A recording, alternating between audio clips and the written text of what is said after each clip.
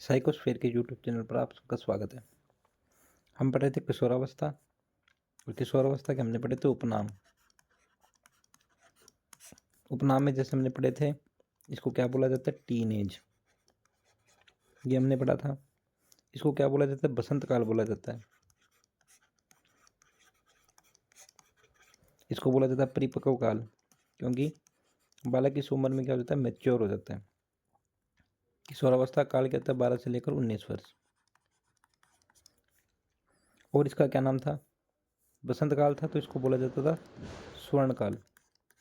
जितनी भी स्टेजेज हैं, जैसे हमने पढ़ी थी बालावस्था, शिशुअवस्था, प्रौढ़ावस्था, उन सब में से जो बसंत काल है वो किसको बोला जाता है? किशोरावस्था को। स्वर्ण काल किसे बोला जाता है? किशोरावस्था को, क्योंकि किशोरावस्था में आकर बालक पूर्ण रूप से मानसिक रूप से विकसित हो जाता है, शारीरिक रूप से पूर्ण रूप से विकसित हो जाता है, सामाजिक रूप से विकसित हो जाता है। जो भी मेच्योरिटी आती है वो सारी इस उम्र में आती है, इसलिए इस काल को क्या बोला जाता है? बसंत काल, गोल्डन काल। क्या बोला जाता है? गोल्डन काल। और हमने इसका क्या नाम पढ़ा था? समवयस्क समूह काल। जैसे हमने पीयर ग्रुप देखे थे, पीयर ग्रुप कहाँ बन जाते हैं? बाल्यावस्था में। तो वो पीयर ग्रुप किशोरावस्था में भी रहते हैं। तो ये पढ़ा था समवयस्क समूह काल। उसके अलावा हमने क्या देखा था कि ये तो बहुत ही ज़्यादा गंभीर अवस्था थी, तो इसको क्या बोला था? उलझन भरी अवस्था। जैसे मैंने परिभाषाएं भी पढ़ी थी, चक्रवात, तूफानों, झंझावत भरी अवस्था। ठीक है, जो परिभाषाओं के अंदर हमने पढ़ा था, उलझन वाली अवस्था बोला जाता है इसको। उलझन, संघर्ष, तूफानों की अवस्था। उसके अलावा हमारे वैलेंटाइन भाई साहब थे, वैलेंटाइन ने इसको क्या बोला था? मित्रता, घनिष्ठता का काल। ठीक है। और हमने पढ़ा था सामाजिक भावना विकसित होते हैं, इसको सेवा काल बोला जाता है। खुद ही सोचो, सेवा काल क्या शिशु काल को बोला जाएगा? नहीं। बाल्यावस्था को नहीं, क्योंकि बाल्यावस्था में तो सारे बालक खेल कूद में चले जाते हैं। ठीक है, सेवा काल इसको बोला जाता है। इस उम्र में क्या होता है? बालक आत्मसम्मान को लेकर बहुत ज़्यादा परेशानी में रहता है, तो इसको आत्मसम्मान का काल बोला जाता है। आत्मसम्मान पे ठेस उसको बर्दाश्त नहीं हो जाती, इसको जैसे समस्या की अवस्था बोला जाता है, समस्या काल। उसके अलावा हमने पढ़े थे 3 काल, जैसे अतार्किक चिंतन, चिंतन के आधार पे देखा था। अतार्किक चिंतन, कुछ भी बिना तर्क के चिंतन करना, वो कौन सा था? शेष अवस्था में काल, जिसे बोला जाता है अनौपचारिक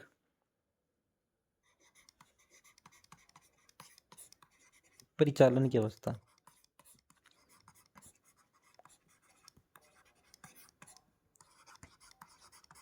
क्योंकि इसमें अनौपचारिक मतलब इनफॉर्मल, इसमें बालक इनफॉर्मल रहता है, उसे पता नहीं है किसके साथ कैसे तरीके से बात करनी है, कैसे तरीके से सोचना है, उसको चिंतन नहीं होता है।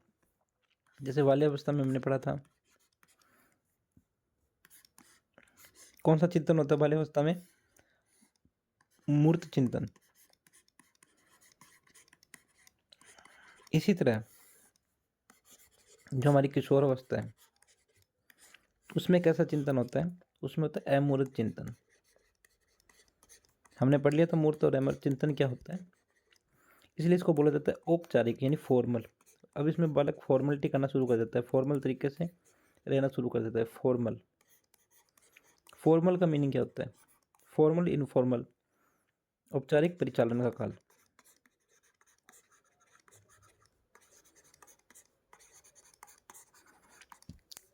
इनफॉर्मल, अनौपचारिक, और औपचारिक फॉर्मल, इन दोनों में क्या डिफरेंस होता है? अब जैसे मैं जो टीचिंग करा रहा हूँ, उसका कोई टाइम फिक्स नहीं है, उसमें कोई यूनिफॉर्म फिक्स नहीं है, तो ये किस में आ जाएगा? ना इसकी कोई जगह फिक्स है। एक एग्जांपल के लिए बता रहा हूँ, जिसमें कोई चीज़ फिक्स नहीं होती है, तो वो चीज़ क्या कहलाती है? इनफॉर्मल। और चीज़ें फिक्स हो जाती है, उसे क्या बोलते हैं? फॉर्मल। ठीक है। जैसे अगर टीचिंग कराना है तो विद्यालय, विद्यालय क्या हो गया, फॉर्मल हो गया। विद्यालय में जो टाइम है जैसे 10 बजे से लेकर 4 बजे तक टाइम, वो टाइम फिक्स हो गया। जगह फिक्स होगी, कहाँ पढ़ाना है, कक्षा में। तो ये चीज़ें क्या आ जाती है, फॉर्मल के अंदर आ जाती हैं। तो किशोरावस्था में अमूर्त चिंतन होता है, जिसे औपचारिक परिचालन का काल कहा जाता है।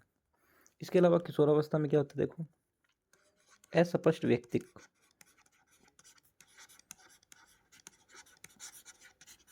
व्यक्ति का मतलब व्यक्तित्व, व्यक्ति का कोई स्पष्ट व्यक्तित्व नहीं होता है। इसके अंदर पता नहीं चलता कब गुस्सा आ रहा है, कब चिड़चिड़ा हो रहा है। इसलिए तो इसे समस्या की अवस्था कहा गया है। ठीक है, इसलिए उसे उलझन या अटपटी अवस्था कहा गया है। और एक अपराध की प्रवृत्ति भी इस उम्र में आके बढ़ जाती है, तभी तो कहते हैं किशोर अपराध ज़्यादा होते हैं। तो अपराध की अवस्था भी कहा जाता है इसको। तो ये सब होने क्या पड़े थे, इसके नाम पड़े थे। हम पढ़ रहे थे आज इसकी विशेषताएं। तो अब देख लेते हैं इसकी क्या क्या विशेषता होती है। नंबर 1 विशेषता की बात करूं, इसमें क्या होता है, अधिकतम मानसिक विकास इस उम्र में जाकर होता है। अधिकतम मानसिक विकास, जो मैक्सिमम मानसिक विकास होता है वो कब होता है, इस उम्र में आकर होता है। जैसा कि हमने देखा, इसको स्वर्णकाल बोला जाता है। नंबर 2 देखो, इसमें एक दिव्य स्वप्न होता है। इसमें दिव्य स्वप्न की प्रवृत्ति होती है। दिवा सपन मतलब दिन में सपने देखने की प्रवृत्ति। दिन में सपने देखता रहता है बालक कि मैं ये कर दूंगा, मैं वो कर दूंगा, मैं ये कर दूंगा, मैं ऐसा कर दूंगा, काश मेरे पास ऐसा हो जाए, काश मैं ये कर दूं, काश वो मुझे मिल जाए, काश ऐसा हो कि मैं उससे कभी जूता ना हो। ऐसे सपने देखने लग जाता है, दिन में ही सपने देखने लग जाता है। काश मेरे पास फॉर्च्यूनर गाड़ी हो, मेरे पास ये हो, इतने पैसे हो। ठीक है, अधिकतम मानसिक विकास। और मैंने देखा, बोला था शारीरिक विकास भी मैक्सिमम सारा इसमें हो जाता है। ठीक है, शारीरिक, सामूहिक, इमोशनली, सामूहिक, मैक्सिमम सारे प्रकार के विकास इस अवस्था में हो जाते हैं। इसलिए इसको स्वर्णकाल बोला जाता है। स्वर्णकाल या बसंत काल बोला जाता है, सभी कालों का स्वर्णकाल। काल कौन कौन से, शेषावस्था, बाल्यावस्था, उनमें से स्वर्णकाल ये कहलाता है। उसके अलावा देखो, एक इसमें गुण पाया जाता है वीर पूजा का। वीर पूजा, आइडल वर्शिप।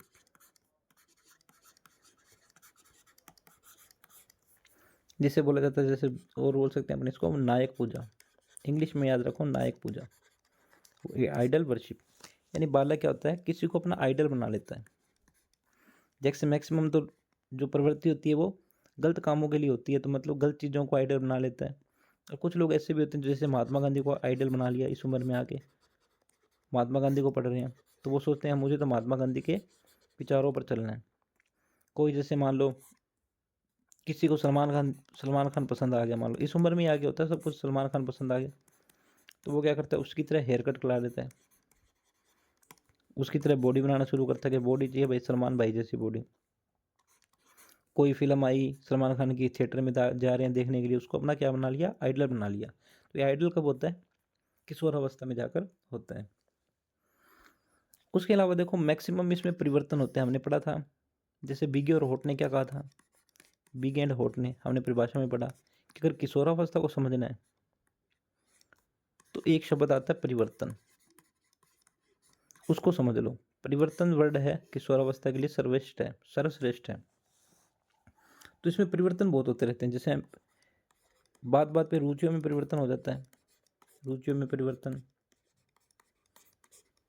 ठीक है, संवेग स्थिर हो जाते हैं, इमोशन पर कंट्रोल नहीं रहता है, संवेगों में परिवर्तन, उसका कंट्रोल नहीं रहता है।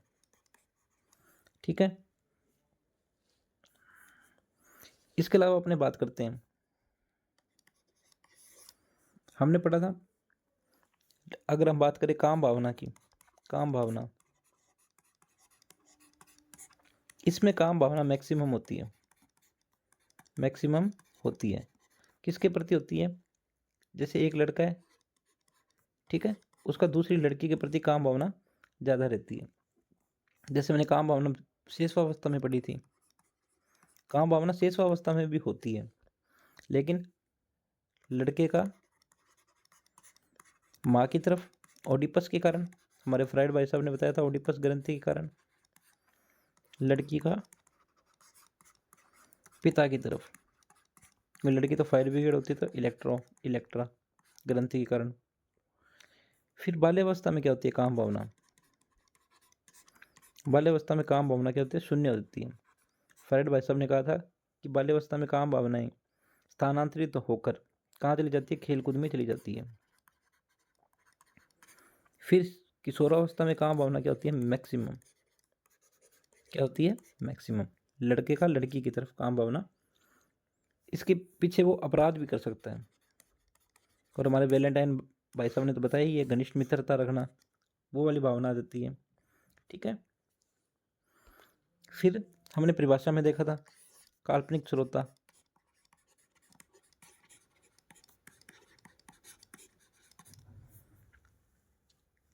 और इसमें क्या होता है देखो, 7 नंबर पे बात करें, जैसे हमने बात करा था परिवर्तन इसमें बहुत होते हैं।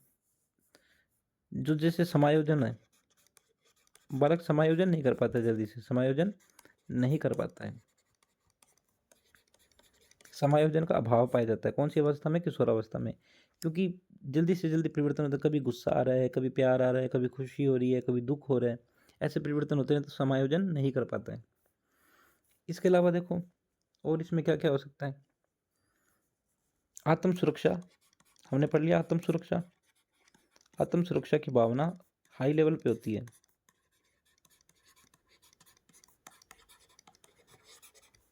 हाई लेवल पे होती है। दिखावटीपन होता है।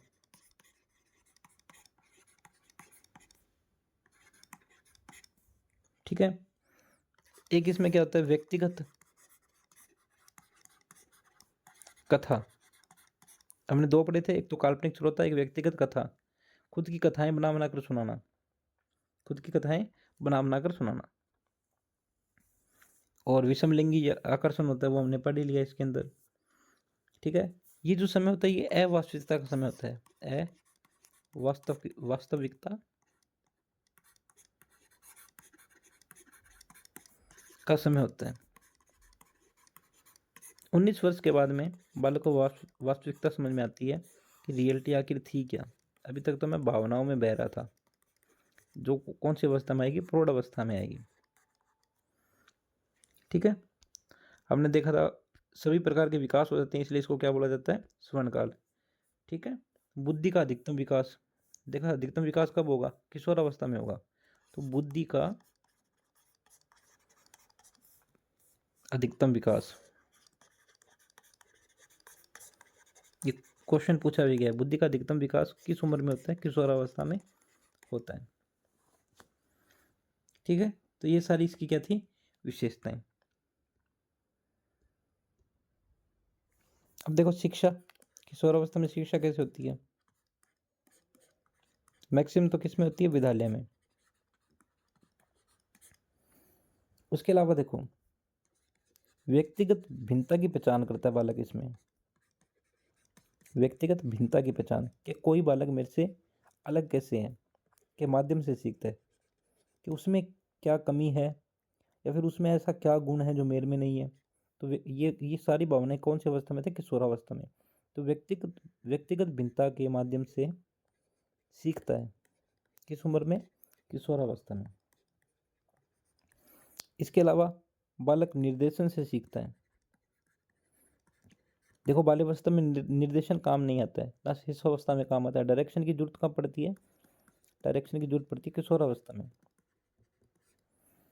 ठीक है। निर्देशन व परामर्श, सलाह के माध्यम से सीखता है। इसके अलावा समाज से सीखता है।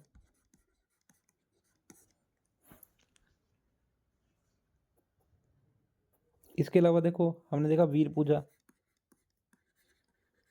लोगों के जीवन दर्शन से सीखता है। और नैतिक शिक्षा होती है इसमें।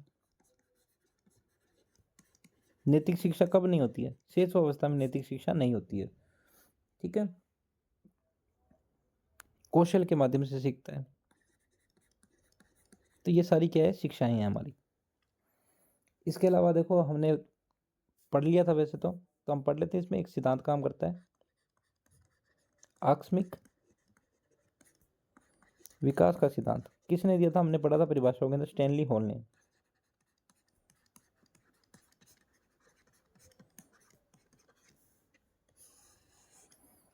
ठीक है, आकस्मिक विकास मतलब अचानक विकास होना, अचानक से विकास होना। ये सिद्धांत दिया किसने? पहले तो नाम याद रखना, स्टैनली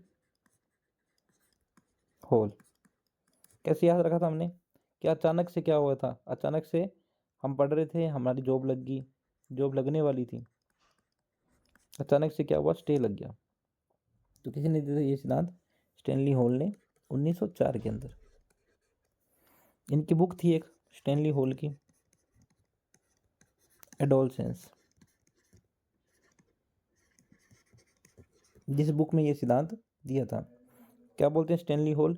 कि किशोरावस्था में जो भी परिवर्तन होते हैं वो क्या होते हैं? अचानक होते हैं, अचानक परिवर्तन होते हैं। ये सिद्धांत क्या बोलता है? कि अचानक परिवर्तन होते हैं, किशोरावस्था में जितने भी परिवर्तन होते हैं वो सब क्या होते हैं? अचानक होते हैं। कौन कौन से परिवर्तन होते हैं? वही सामाजिक, मानसिक, सामयिक, वो परिवर्तन अचानक से होते हैं जो हम पढ़ चुके हैं। इसके अलावा एक सिद्धांत काम करता है कर्मिक विकास का सिद्धांत। देखो, कर्मिक विकास वैसे तो हर अवस्था में होता है, लेकिन मैक्सिमम अगर हम बात करें तो कर्मिक विकास इस अवस्था में होता है। कर्मिक विकास का सिद्धांत किसने दिया है? थॉर्नडाइक, किंग और हीलिंगवर्थ ने।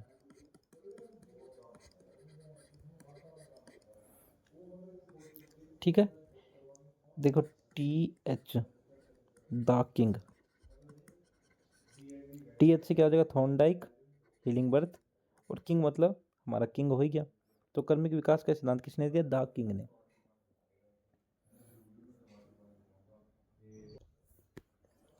इसके बाद में हमारी कौन सा अवस्था थी? प्रौढ़ अवस्था। ये हमारे सिलेबस का हिस्सा नहीं है प्रौढ़ अवस्था, लेकिन बस देख लेते हैं, 19 वर्ष के बाद में होता है, 19 वर्ष के बाद में। सिलेबस का हिस्सा क्यों नहीं है? क्योंकि 19 वर्ष में तो हम स्कूल छोड़ ही देते हैं, 19 वर्ष से पहले पहले स्कूल छोड़ देते हैं, बच्चा कॉलेज में आ जाता है। और कॉलेज हमें क्यों पढ़ना है? क्योंकि हम तो किसकी तैयारी कर रहे हैं? सेकंड ग्रेड की, रीट की, इनकी तैयारी कर रहे हैं, तो कॉलेज हम क्यों पढ़ेंगे? तो प्रौढ़ अवस्था के बारे में जानना इतना जरूरी नहीं है। तो ये हमारी सारी अवस्थाएं थी। हमने क्या क्या पढ़ा? शुरू शुरू में हमने परिभाषाएं पढ़ी, विकास के बारे में, और विकास का कंसेप्ट पढ़ा,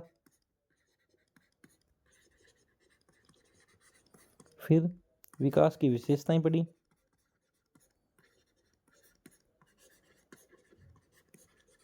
अधिगम से अलग क्यों है, या अधिगम से क्या, सॉरी, अभिवृद्धि से अलग क्यों है, वो पढ़ा हमने। उसके बाद में हमने क्या पढ़ी? विकास की अवस्थाएं। अब हमारा जो नेक्स्ट पॉइंट है वो है विभिन्न प्रकार के विकास, जिसमें हम विकास के सिद्धांतों को पढ़ेंगे। विभिन्न प्रकार के विकास, यहाँ से मैक्सिमम क्वेश्चन पूछे जा सकते हैं। विभिन्न प्रकार के विकास कौन कौन से विकास होते हैं? जैसे हम बात करते हैं शारीरिक, मानसिक, सामाजिक, सांवेगिक, नैतिक, भाषाई इत्यादि। ठीक है, ये विकासों के बारे में हम पढ़ेंगे। तो शुरुआत करते हैं हम पहले शारीरिक विकास से। तो शारीरिक विकास में सबसे पहले हम बात करते हैं भार की। ठीक है, शारीरिक विकास में भार की बात करते हैं। जन्म के समय बात करते हैं, जन्म के समय, जन्म के समय कितना वेट होता है बालक का? जो बालक है उसका वेट होता है 7.15 पाउंड, और जो अगर गर्ल है तो उसका समझ लो 2 पॉइंट कम होगा, 7.13 पाउंड। ठीक है, जन्म के समय की बात कर रहे हैं। फिर शेषावस्था में, शेषावस्था मतलब शुरू में हमने पढ़ा था शेषावस्था, जैसे 0 से 2 साल की बात करूं तो जो वजन होता है वो कितना होता है? 80 से 95 पाउंड की तरफ। शेष अवस्था की बात करें तो जैसे 2-3 साल मान लो, 80 से 95 पाउंड। उसके बाद में तो वजन अलग अलग बढ़ता रहता है, कोई मोटा होता है, कोई पतला होता है। ये छोटी एज है, ये भी सामान्य बात की गई है उसके लिए। आप जन्म के समय याद रख लेना कि बालक और बालिका क्या हुई, साथ साथ पैदा हुई। क्या हुई, 7 और 7 पैदा हुई। जन्म के समय क्या हुई, 7 पैदा हुई, पर एक 15 थी और एक 13 थी। बस ऐसे याद रख लेना, 7.15 और 7.13। उसके बाद में बात करते हैं लंबाई की।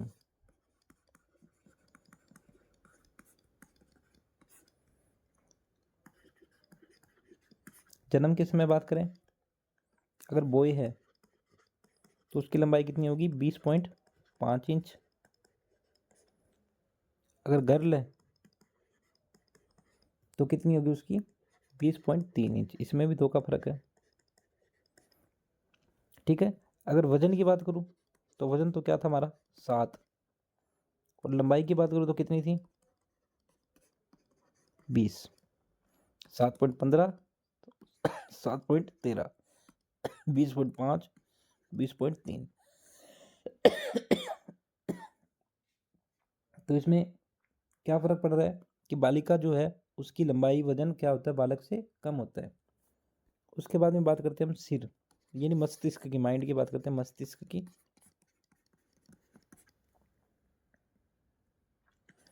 मस्तिष्क की जन्म के समय जो मस्तिष्क होता है वो 350 ग्राम का होता है।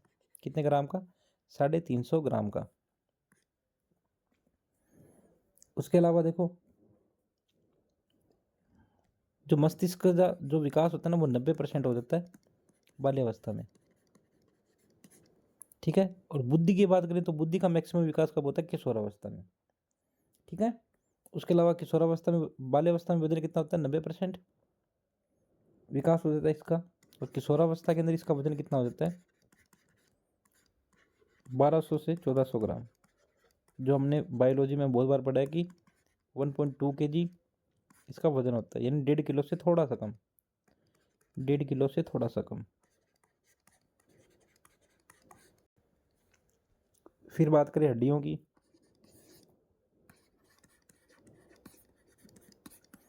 हड्डियां कितनी होती है जन्म के समय, 270। उसके बाद में बाल्यावस्था में कितनी होती है,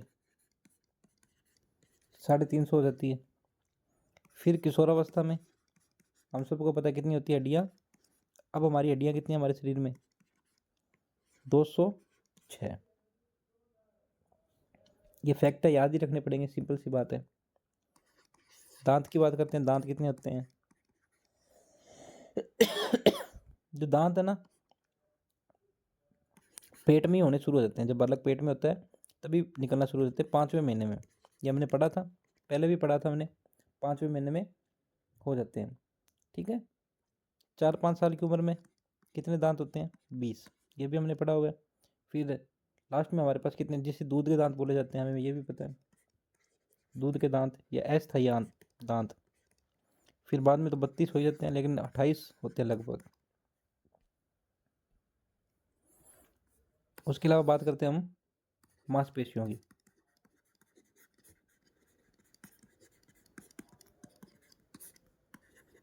जन्म के समय 23% मांसपेशियां विकसित होती है, बाल्यावस्था में 30% और किशोरावस्था में 45% मांसपेशियां क्या होती है, विकसित होती है। ठीक है। एक वर्ड आता है तरुण,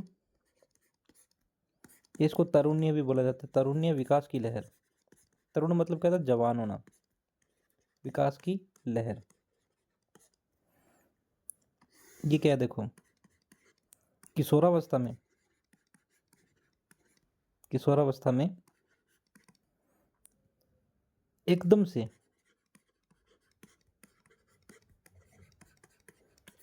शारीरिक विकास एक बार फिर तेजी से होता है। किस एज की बात कर रहा हूँ मैं? लगभग 15-16 साल की एज में एकदम से वापस से शारीरिक विकास होना शुरू हो जाता है।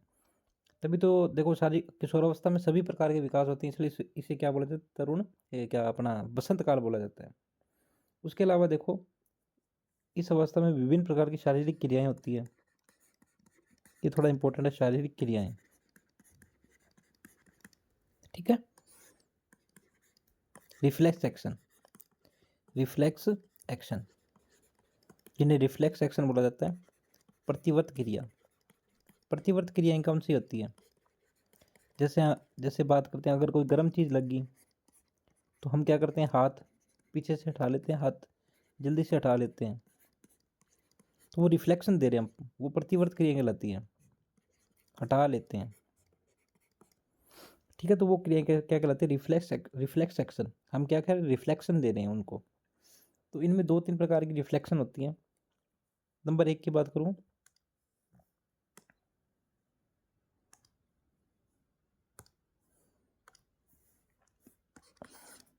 रूटिंग।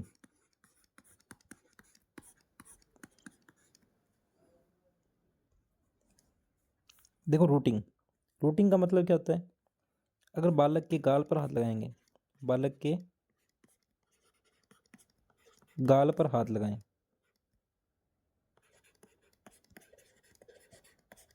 हाथ लगाएं, अब बालक क्या करता है?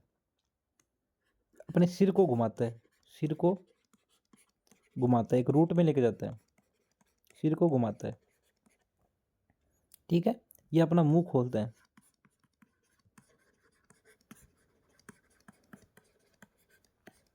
ठीक है, तो इसको कैसे याद रखेंगे? देखो, रूटिंग, टिंग टिंग क्या करेंगे? टिंग टिंग, टिंग टिंग कहाँ करेंगे? गालों पर, गाल पर करेंगे। क्या करेंगे? टिंग टिंग। जैसे गाल पे ऐसे गड्ढे करते हैं ना, डिंपल डालते हैं गाल के ऊपर, तो बच्चों के गालों पर क्या डालते हैं? डिंपल डालना शुरू करते हैं, टिंग टिंग टिंग टिंग टिंग टिंग। तो बालक क्या करता है? अपने सिर को घुमाता है, ऐसे हंसता है, मुंह खोलता है। तो ये जो क्रिया है, क्या क्या कहलाती है? रूटिंग कहलाती है। तो ये पूछा जा सकता है, रूटिंग क्या होती है? रूटिंग मतलब गाल, गाल पे हाथ लगाएंगे तो क्या बालक क्या करेगा? मुंह को हिलाएगा, मुंह को खोलेगा, सिर को घुमाएगा। उसके बाद में देखो, एक क्रिया क्या होती है?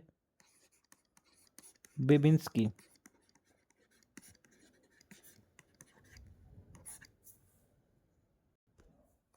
बेबिंस्की।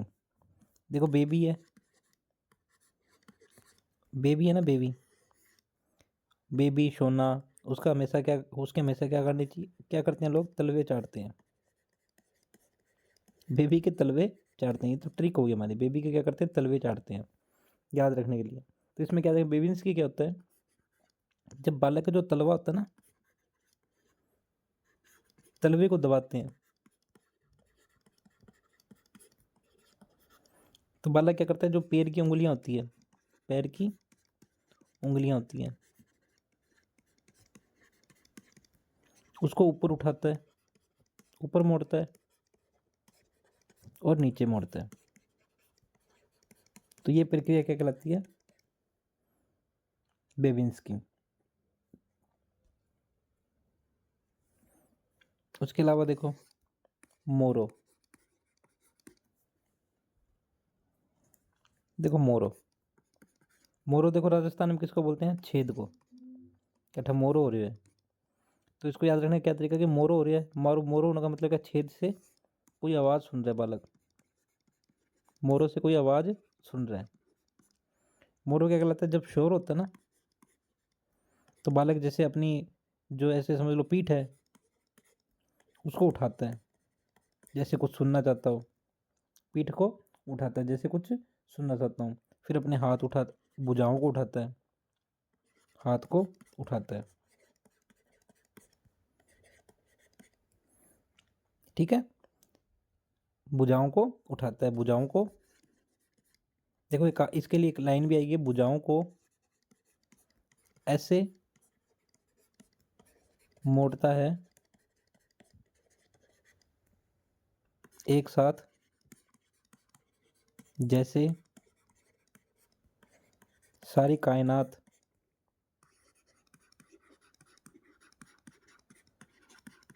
उसकी बाहों में आ गई हो।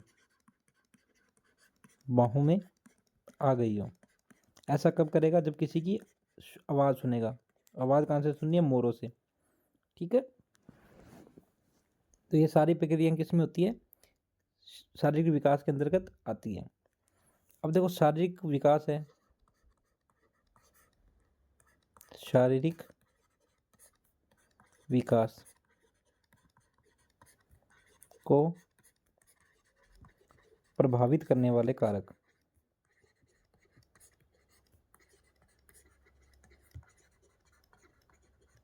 देखो, दो कारक तो हमेशा ही होंगे हर किसी में। एक तो वंशानुक्रम, चाहे वो मानसिक विकास में ले लो, चाहे शारीरिक विकास में ले लो, चाहे नैतिक गुणों में ले लो। वंशानुक्रम मतलब उसके माता पिता कैसे हैं, उसके दादा दादी कैसे हैं, तो उसका शरीर दिमाग सब कुछ वंश के अनुसार होता है। ऐसा नहीं होता कि हमेशा ही होगा, लेकिन ऐसा होता है। एक तो वंशानुक्रम उसको प्रभावित करेगा। जैसे मान लो कोई बालक लंबा है, तो उसका हो सकता है उसके माता पिता लंबे हो, उसकी माता लंबी हो सकता है उसके दादा दादी लंबे हो। तो वंश का फर्क जरूर पड़ता है। चाहे दिमाग तेज हो तो भी हम समझ लेंगे क्या पता उसके दादाजी तेज थे या पिता तेज है। तो वंशानुक्रम का फर्क पड़ता है और एक वातावरण का फर्क पड़ता है। ये दो का तो फर्क पड़ता है, ये दोनों एक साथ ही आएंगे हमेशा। ये बात किसने बोली थी? वुडवर्थ ने। और वुडवर्थ ने इन दोनों में कौन सा संबंध बताया था? गुणात्मक, गुणा का संबंध बताया था कि दोनों आपस में गुणात्मक संबंध रखते हैं।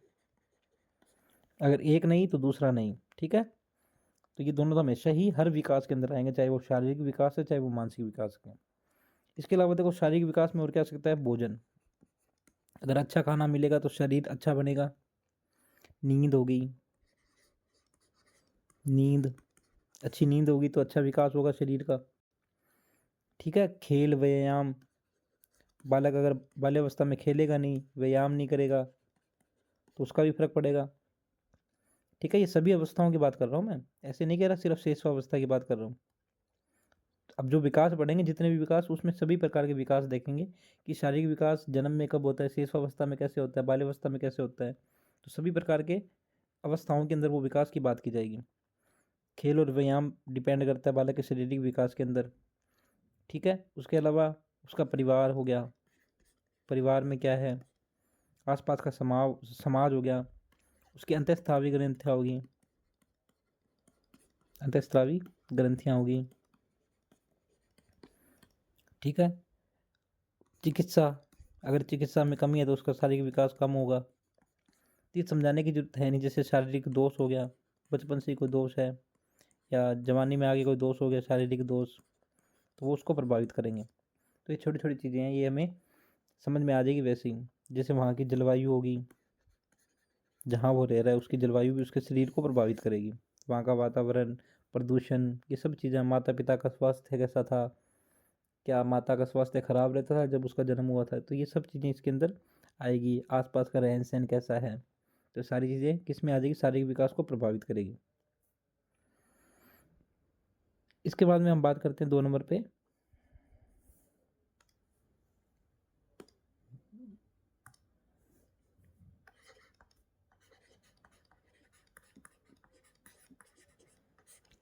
मानसिक विकास।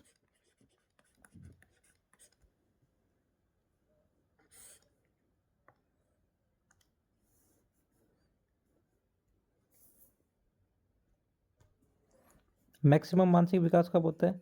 हमने पढ़ लिया था किशोरावस्था में। किशोरावस्था में मैक्सिमम मानसिक विकास होता है। बुद्धि का भी मैक्सिमम विकास कब होता है? किशोरावस्था के अंदर। ठीक है, देखो शेषावस्था में इतना मानसिक विकास नहीं होता है, क्योंकि बालक को इतनी ना सामाजिक समझ होती है ना नैतिक समझ होती है। ठीक है, तो इसमें कुछ परिभाषाएं हैं। जैसे एक तो इम्पोर्टेंट परिभाषा है फ्राइड की, कि 4 से 5 साल की उम्र में बालक डिसाइड कर लेता है कि उससे क्या बनना है। ये हमने पहले पहले भी पढ़ा था, डिसाइड कर लेता है। परिभाषा याद रख लेना बस, लेता है कि उसे क्या बनना है।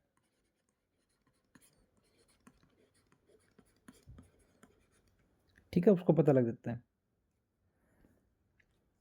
एक परिभाषा याद रख लेते हैं हम हरलोक की।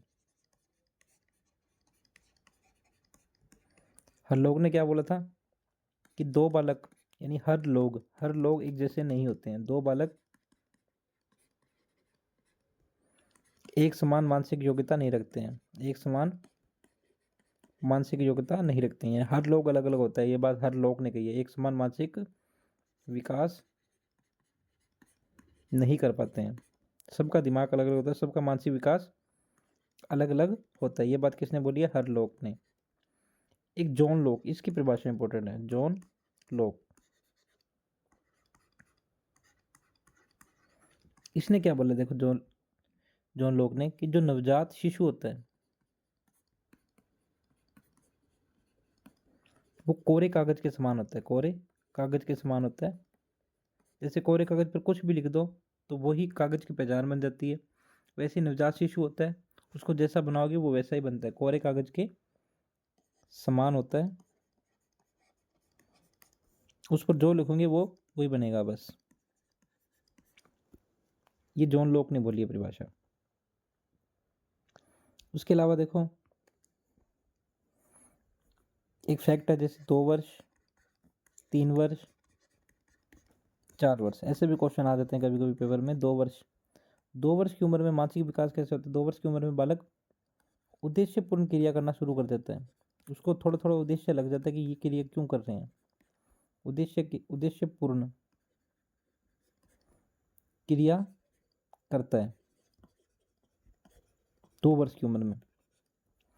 3 वर्ष की उम्र में बालक रेखाएं खींचने सीख लेता है। 3 वर्ष की उम्र में क्या हो जाता है? रेखाएं खींचना शुरू कर लेता है। देखो देखो, रेखाएं कितने अक्षर का? 1 2 3। तो 3 वर्ष की उम्र में बालक रेखाएं खींचना शुरू कर देता है। 4 वर्ष की उम्र में बालक छोटी बड़ी रेखाओं में अंतर सीख लेता है कि ये छोटी है ये बड़ी है, 4 वर्ष की उम्र में। ठीक है। वस्तुओं को क्रम में सजाता है, क्रम में सजाता है।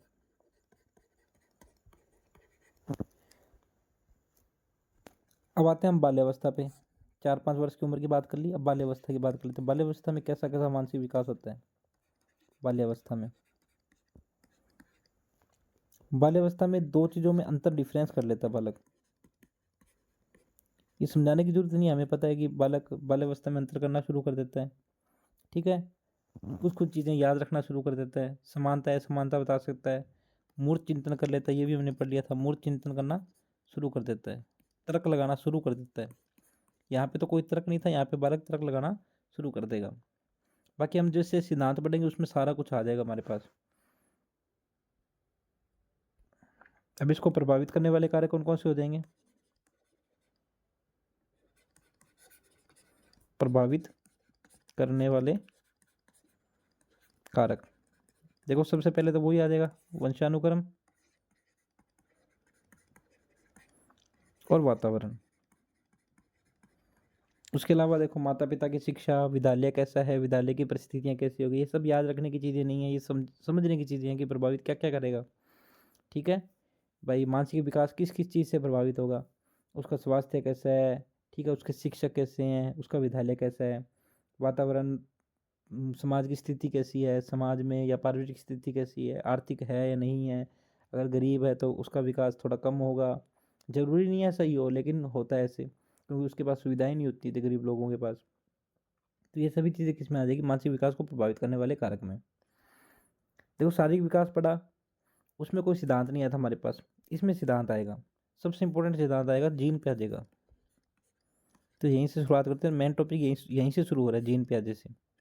जीन प्याजे का संज्ञानात्मक सिद्धांत इंपॉर्टेंट है ये। संज्ञान मतलब मानसिक मानसिक विकास के अंदर पढ़ रहे हैं, संज्ञानात्मक सिद्धांत, विकास का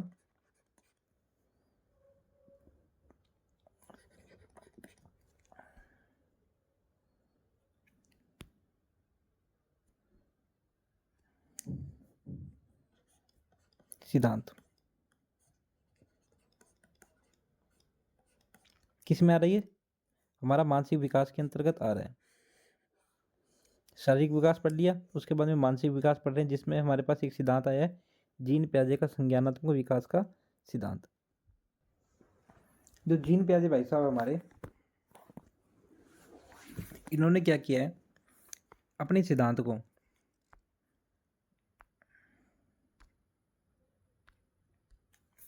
4 भागों में बांटा है। कितने भागों में बांटा है? 4 भागों में बांटा है। ठीक है। तो यहाँ पे मैं ऐसे बना लेता हूँ 4 बॉक्स जो क्रम से चलेंगे। पहला,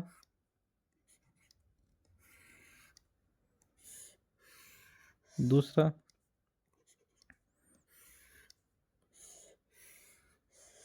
तीसरा,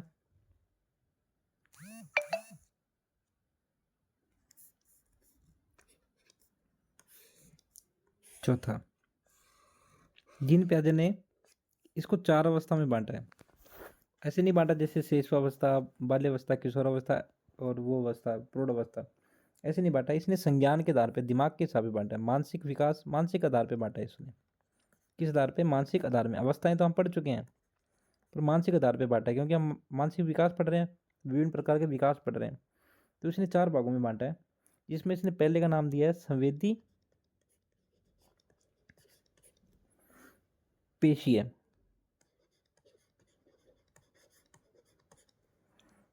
यह इसको बोला जाता है क्रियात्मक अवस्था। संवेदी पेशीय, क्रियात्मक अवस्था। इंग्लिश में नाम ज़्यादा याद रखेंगे तो बेटर रहेगा हमारे पास। सेंसरी, सेंसर मतलब संवेद। एक होता है संवेग, एक होता है संवेद, दोनों में बहुत फर्क होता है। संवेद टच से होता है और संवेग इमोशन से होता है। संवेद मतलब टच करना, छूने से, उससे होता है वो, ठीक है। जैसे संवेद कितने प्रकार के हैं, जैसे नाक से सूंघना, ठीक है, हाथ से टच करना, जीभ से चेक करना स्वाद का, कान से सुनना, ये संवेद होते हैं। तो पहली अवस्था हमारे पास कौन सी है? संवेदी पेशीय क्रियात्मक अवस्था, जिसको बोलते हैं सेंसरी मोटर स्टेज। देखो कितनी भागों में बांटा? 4 भागों में। पहला भाग है संवेदी पेशीय क्रियात्मक अवस्था। इसकी ट्रिक भी बना लेंगे, चारों होगी जीन प्याजे की, प्याज नाम से जोड़ लेंगे, ठीक है, प्याज नाम से जोड़ लेंगे जीन प्याजे से। दूसरी जो अवस्था है उसने बोला है उसका नाम पूर्व। पूर्व को प्राक भी बोला जाता है। प्राक इंग्लिश में याद रखेंगे हमें, प्राव संक्रियात्मक, संक्रियात्मक अवस्था, ठीक है। परी ऑपरेशनल स्टेज, ठीक है। उसके बाद में अगला है हमारे पास ठोस या मूर्त। देखो मूर्त संक्रियात्मक कब होगी? बाल्यावस्था में। तो यहाँ उम्र किसकी आएगी? बाल्यावस्था की आएगी। पूर्व या प्राक संक्रियात्मक प्री ऑपरेशनल जो हमने देखा था अमूर्त, वो किस में आ जाएगा? हमारी शेष अवस्था में आ जाएगा। अभी पढ़ लेंगे सारी इसकी एज वगैरह के। ठोस या मूर्त संक्रियात्मक अवस्था, कॉन्क्रीट यानी मूर्ति, कॉन्क्रीट ऑपरेशनल स्टेज। स्टेज का नाम याद रखें, बाद में उम्र अपने आप डिसाइड हो जाएगी कौन कौन सी उम्र होगी। उसके बाद में है अमूर्त। अमूर्त कब होता है? किशोरावस्था में। अभी एज पढ़ लेंगे, पहले नाम पढ़ रहे हैं। अमूर्त जिसको बोला जाता है अमूर्त संक्रियात्मक अवस्था।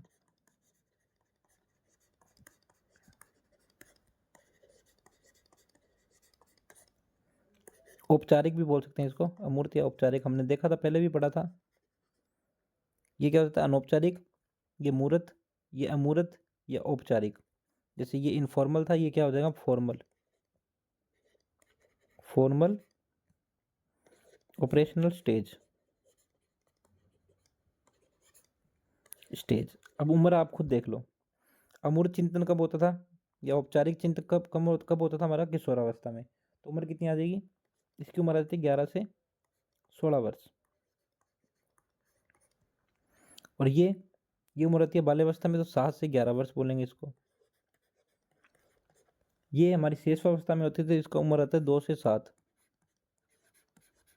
और इसको बोला जाता है 0 से 2। जब बालक संवेदों के माध्यम से सीखता है, संवेद मतलब टचिंग के माध्यम से, कब सीखता है? 0 से 2 वर्ष। मूर्त क्या बताता है? अनौपचारिक या फिर प्राक संक्रियात्मक प्री ऑपरेशनल किस में आ जाए? 2 से 7। ये कौन सा चिंतन हो जाता है हमारे पास? ये तो अमूर्त हो गया, ये मूर्त हो गया क्या, अनौपचारिक चिंतन या अतार्किक चिंतन। अतार्किक अनौपचारिक चिंतन कब होता है, अतार्किक जब तर्क के हिसाब से बालक नहीं सोचता है, तो शेष अवस्था में। तो ये कौन सी आ जाएगी, बाल्यावस्था का पार्ट आ जाएगा बीच के अंदर, जब मूर्त चिंतन करता है बालक। और अमूर्त चिंतन कब करता है, किशोरावस्था में, तो किशोरावस्था का पार्ट आ जाएगा। तो ये स्टेजेस तो बांटी हुई है इस तरफ से। अब हम इसको याद रखेंगे ट्रिक के माध्यम से। जीन प्याजे, जीन प्याजे। देखो प्याज खाया, क्या समझेंगे, प्याज खाया, प्याज खाते ही उसको क्या हो गया, प्याज को सुगंध आने लगी, क्या आने लगी, सुगंध। तो सुगंध से हम क्या समझेंगे, बालक को सेंस होने लग गया, सेंसरी स्टेज। सबसे पहले क्या बालक को सेंस हो गया, तो सेंसरी स्टेज पहली कौन सी आ गई, sensory stage, sensory motor stage. तो पहली स्टेज तो ये आ गई सेंसरी मोटर, ये याद रखेंगे। बालक को सेंस हो गया, प्याज प्याज की सुगंध आ गई। सुगंध कब आएगी, जब बालक संवेद के माध्यम से सीखेगा। संवेद क्या होते हैं, जैसे जीभ से सीखना, तो जीभ से ही प्याज का पता लगेगा, या फिर गंध से, दुर्गंध से, तो नाक से। तो उन सबको क्या बोलते हैं, सेंसरी मोटर स्टेज बोला जाता है, संवेदों के माध्यम से। संवेदी गामक प्रक्रिया कौन सी अवस्था है, पहली अवस्था। देखो प्याज खाया, सबसे पहले क्या होगा, उसको दुर्गंध आएगी, तो किसके माध्यम से सीखेगा, संवेद के माध्यम से, जिसे क्या बोला जाता है, सेंसरी। अब ठीक है, अब दुर्गंध आ रही है, तो बालक को पता नहीं कि दुर्गंध क्यों आ रही है, कैसे आ रही है, उसको कोई तर्क नहीं है, उसके पास कुछ भी तर्क नहीं है कि दुर्गंध क्यों आ रही है। ठीक है, कि कहाँ से दुर्गंध आ रही है और किस चीज़ की दुर्गंध आ रही है, उसके पास कोई तर्क नहीं है। तो कौन सी व्यवस्था आ जाएगी, अतार्किक चिंतन की अवस्था। और अतार्किक चिंतन की अवस्था कौन सी अवस्था में से, शेष अवस्था में, 2 से 7 वर्ष। इसको क्या बोला जाता है, pre sense, pre operational, pre operational. दुर्गंध कहाँ से आ रही है, कैसे आ रही है, उसको कोई तर्क नहीं है, अपनी मर्जी से कोई भी तर्क नहीं है। फिर उसके सामने प्याज को लाया गया, पहले तो उसके पास दुर्गंध आई, तो कहाँ से पहचाना, नाक से। नाक मतलब संवेद, संवेद मतलब सेंसरी मोटर, 0 से 2 वर्ष। फिर दुर्गंध के लिए वो सोचने लगे दुर्गंध कहाँ से आ रही है, पर उसको पता नहीं है कहाँ से आ रही है, कोई कोई चिंतन तो कर नहीं सकता। तो 2 से 7 वर्ष कोई चिंतन नहीं कर सकता, तो अतार्किक चिंतन की अवस्था, प्री ऑपरेशनल स्टेज। फिर उसके सामने प्याज लाया गया, प्याज की मूर्ति दिखाएगी, प्याज की शक्ल दिखाएगी कि ये प्याज होता है, ट्रिक बना रहे हैं सिर्फ। तो ये अवस्था कौन सी हो जाएगी, मूर्त संक्रियात्मक अवस्था। जब मूर्त दिखाते हैं तो बाल्यावस्था में आता है, तो 7 से 11 वर्ष। ये हम सब पढ़ चुके हैं। ऑपरेशनल स्टेज,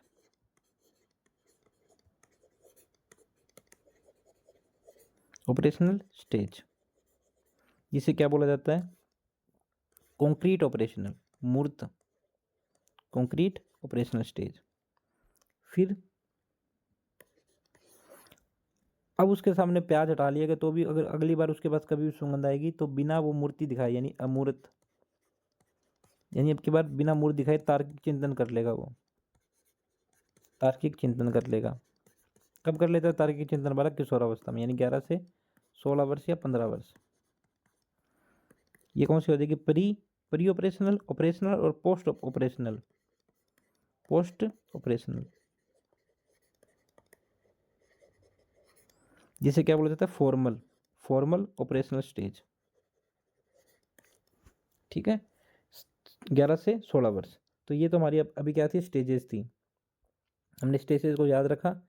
जीन प्याजे ने कितने प्रकार की स्टेजेस बताई, 4 प्रकार की। जीन प्याजे का संज्ञानात्मक विकास का सिद्धांत, जिसमें 4 अवस्था में पहले क्या आएगी, टच के माध्यम से, यानी संवेदों के माध्यम से। प्याज है तो प्याज की दुर्गंध आएगी, तो नाक के माध्यम से, यानी सेंसर के माध्यम से सीखेगा। फिर वो देखेगा कहाँ से आ रही है, कैसे आ रही है, कोई चिंतन नहीं है, अतार्किक चिंतन करेगा। तो अतार्किक चिंतन मतलब शेषावस्था, 2 से 7 वर्ष या 6 वर्ष, प्री ऑपरेशनल स्टेज। फिर उसके सामने प्याज को लाया जाएगा कि भाई यहाँ से बदबू आ रही थी, ये प्याज को देख, यानी उसने मूर्त चिंतन किया, प्याज को देख कर।